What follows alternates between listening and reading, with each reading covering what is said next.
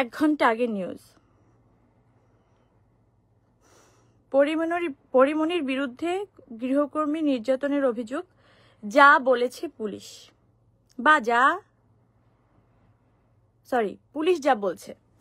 তো পুলিশ যা বলছে সেটার কিন্তু কোনো বলাবলি নেই। পুলিশ বলছে ওই 1 লাইন নিচে 1 লাইন দিয়ে দিল, কিন্তু পুরো নিউজের মধ্যে দেখবেন ওই মেয়েকে কি বলেছে, পুরো ডেসক্রিপশনে ওই মেয়ের পুরো বক্তব্য এমনভাবে ফলাও করে প্রচার করা হলো যাতে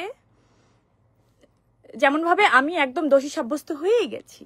তো এই মিডিয়া ট্রায়াল কবে বন্ধ হবে বা কেন হচ্ছে?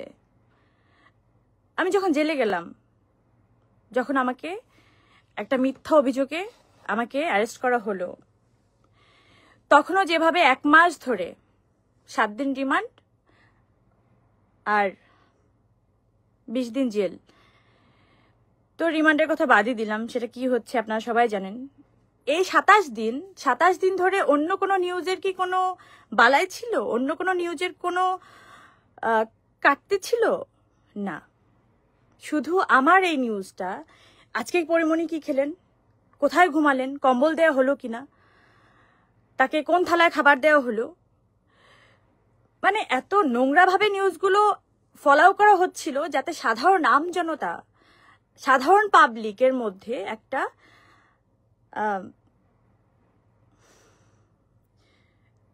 ইন্টারেস্ট ফিল হয় যে আচ্ছা কি করছে একটু দেখি, একটু নাটকীয় ব্যাপার।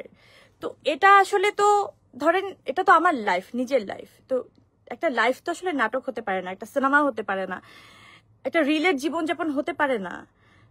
তো আমি তো 10টা মানুষের মতো একটা মানুষ।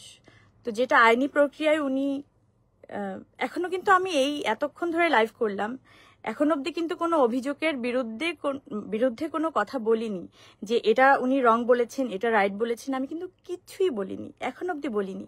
কারণ আমি আইনের উপরে আস্থাটা রাখতে চাই বা আস্থা রেখে এসেছি। যারা কিনা 5-7 বছর ধরে আমার বাসায় কাজ করে না, আমাকে আগলায় রাখে, আমাকে ভালোবাসে, আমাকে বাঁচায় রাখে ভাই, আমাকে খাবার দেয়, আমাকে কাজে পাঠায়, আমার ডিপ্রেশনে, আমার দুঃখে সবকিছু তোরা পাশে থাকে। তো যাকে স্টাফ বলবেন, গৃহকর্মী বলবেন, বা জীবনের ওই মানুষটাকে বলবেন, ওই মানুষটার হিসেবে প্রাধান্য দিবেন, তাকে একটু হিসাব করে বললেন, দিন হিসাব করে বললেন। এত সহজ না কেউ কারো জীবনে এসে কারো জীবন নিয়ে নেয়া। ভালো থাকেন।